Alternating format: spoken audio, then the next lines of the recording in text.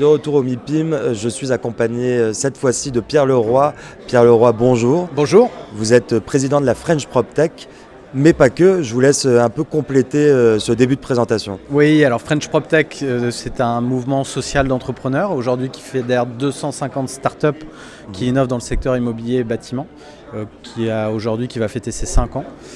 Et qui est un mouvement qui est piloté par des entrepreneurs, ce que je suis, en étant cofondateur d'un startup studio aujourd'hui qui s'appelle EP. On est une 50aine basée à Nantes et on travaille sur les sujets de rénovation énergétique et de construction bas carbone en fabriquant des produits au sein du studio et en les finançant grâce à un fonds dédié au studio.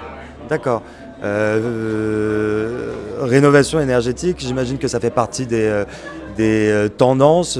C'est quoi les dynamiques à l'œuvre et les grandes tendances de l'innovation aujourd'hui ? Tout à fait. En fait, alors nous, on y travaille depuis 2007. Ce qui est intéressant, c'est que là, on voit une accélération de l'histoire. Les grandes tendances aujourd'hui de la PropTech et qui sont assez logiques, c'est comment on va massifier un impact positif sur les sujets climatiques et tout ce qui s'ensuit. Et donc effectivement la rénovation énergétique est au cœur du sujet. Donc comment on va financer la rénovation énergétique, comment établir des nouveaux dispositifs de sourcing de ces épaves thermiques, où sont-elles, qui en sont les propriétaires et comment accompagner ces propriétaires à faire ces rénovations énergétiques. De la même manière, comment on forme et on équipe toute la filière professionnelle d'artisans qui font ces travaux et qui sont aujourd'hui largement insuffisants pour répondre aux enjeux des 600 000 rénaux qu'on doit opérer par an. Donc on voit un certain nombre de PropTech émerger sur ces sujets de manière très intéressante. Donc ça, c'est une tendance évidente qu'on voit aujourd'hui. On en a une deuxième sur tout ce qui va être construction bas carbone, avec des modèles notamment qu'on va qualifier de Constructech, qui est une sous-rubrique de la PropTech, et qui voit émerger notamment tout ce qui est industrialisation des systèmes constructifs autour du bois. Donc ça, c'est des thèmes aussi qu'on est en train de voir émerger de manière tout à fait intéressante, jusqu'à l'identification aussi des matériaux qu'on va utiliser dans leur circularité et leur impact carbone au moment de la conception des projets immobiliers. Donc ça, il y a des techs tout à fait intéressantes qui sont en train d'émerger.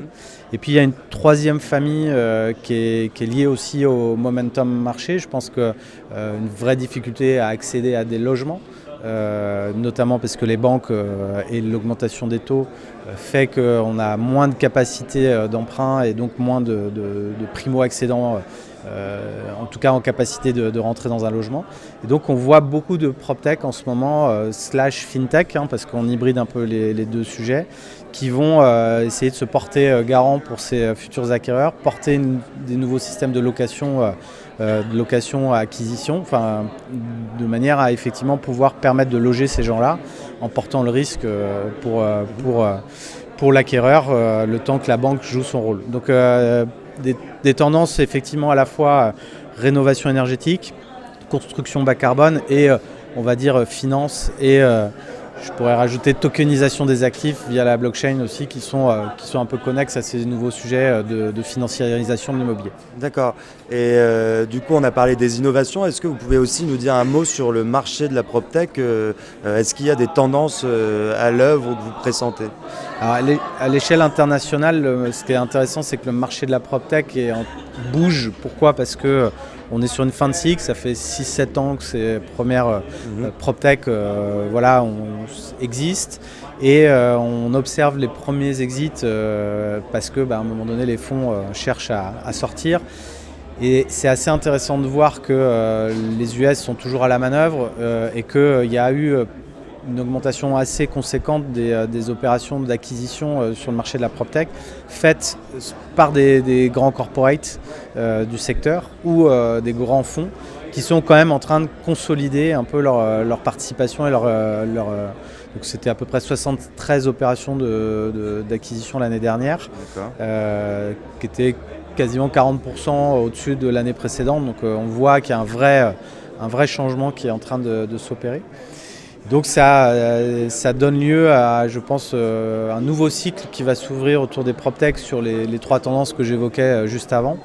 Et puis sans doute aussi une volonté de reposer un peu le sujet parce que À partir du moment où vous avez Blackstone, Autodesk,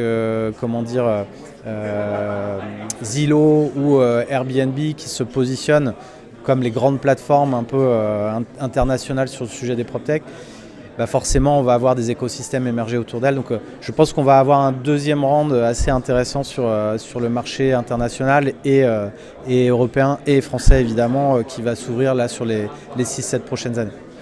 Dernière question, vous avez évoqué la circularité. On entend beaucoup parler aujourd'hui de low-tech. Est-ce que c'est aussi des startups que vous observez, qui vous rejoignent et comment vous voyez en fait cette entre guillemets opposition entre la high et la low-tech?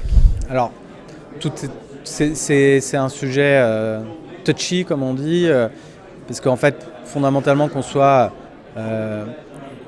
high-tech ou low-tech, peu importe, le vrai sujet aujourd'hui c'est le passage à l'échelle.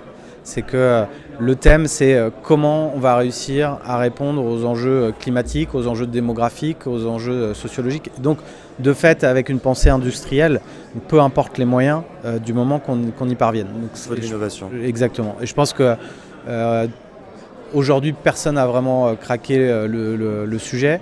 Donc, on a besoin en fait de toutes les forces en présence. Donc, qu'on soit low-tech, prop-tech, high-tech, peu importe, à partir du moment où on innove et qu'effectivement on investit massivement pour répondre à ces défis et ces enjeux-là. Super. Pierre Leroy, merci beaucoup et très bon après-midi au MIPIM. Merci de votre accueil.